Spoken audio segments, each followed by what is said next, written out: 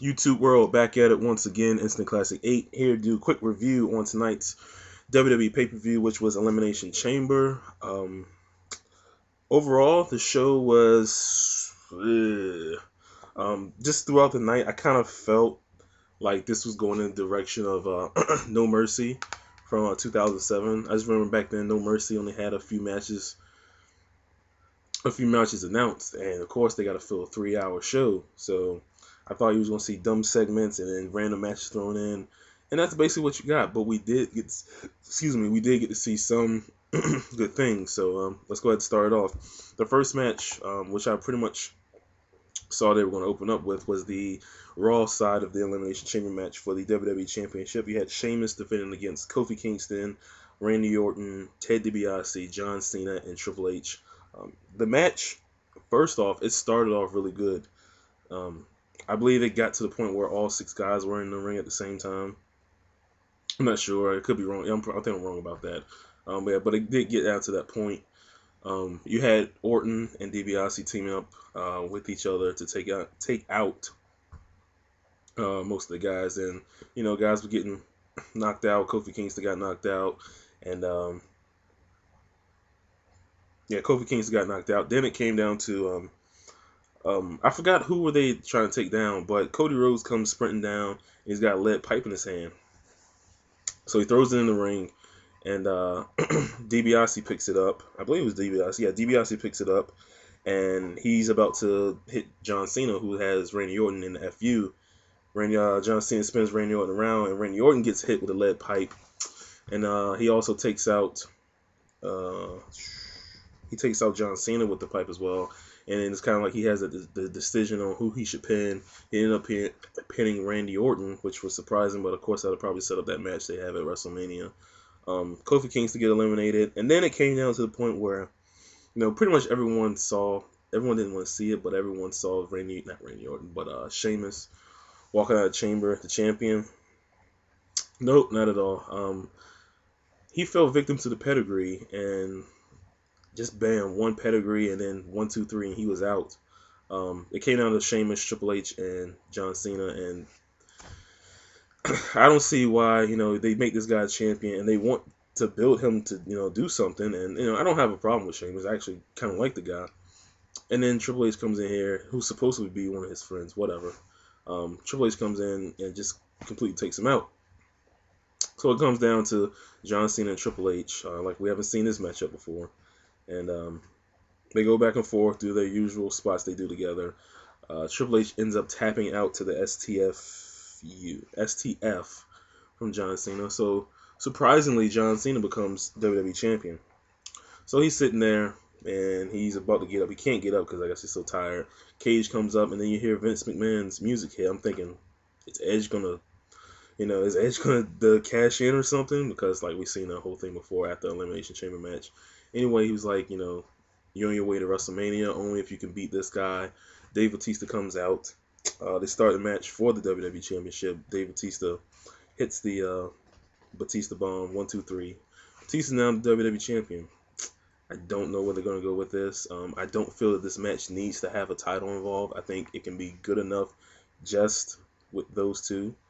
So I don't see it at all. I really thought Sheamus was going to walk out, but we'll have to see what they do with this too. Like I said, this feud, it was good enough. It did not need a title involved, but they went ahead and put it in there. As far as the Chamber match, it was really good until the ending. The ending was just really crap. That's why I got the rating it did. And then John Cena and Batista, it gets the star just on the fact of, I guess you can call it the shock value, but I enjoyed it a little bit, but you really can't rate it because it wasn't that much of a match. It was just the Batista bomb. The next match on the card was Drew McIntyre versus Kane for the Intercontinental Championship. As you can see in my description, I have no rating because I'd be lying to you if I said I watched this match. I wasn't into this at all, so I started playing with my new iPod, and God, I gotta show you. This is the most entertaining thing I've ever seen in my life. The T-Pain app on here, I'm gonna have, that was like $2.99, but I'm gonna have serious amounts of fun with that. So sorry if you guys really want to know my rating. I just didn't watch it. I probably won't watch it ever because like I said, it just didn't interest me, and I have no clue who won the match. Then we moved on to the WWE Divas Championship, which was Maryse versus Gail Kim. They were about to start a match. Then Vicky Guerrero comes out and says she's been hearing some smack talking from the Raw Divas about the SmackDown Divas. So, seeing how Raw doesn't have a general manager, she went ahead and made a tag team match. Maryse and Gail Kim versus SmackDown's opposite Best Divas and Michelle McCool, okay, and Layla. Best Diva? I mean, she looks good, but come on now. Typical Divas match, nothing going on involved. Maryse, I guess, turned her back. I mean, they wasn't friends to begin with, but she turned on Gail Kim, and Michelle McCool and Layla gets the victory. Who cares? Just a lot of time filling going on. Like I said, that match wasn't even announced, but then you had another match that came up that wasn't announced.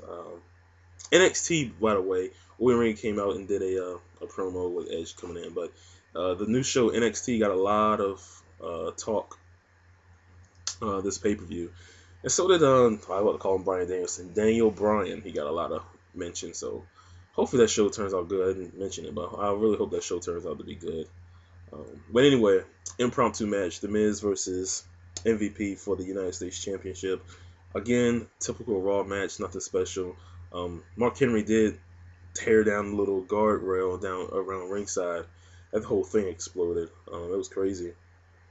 Miz got busted up hard way, and of course we all thought they were going to bring the trainer out, but they went ahead and finished the match.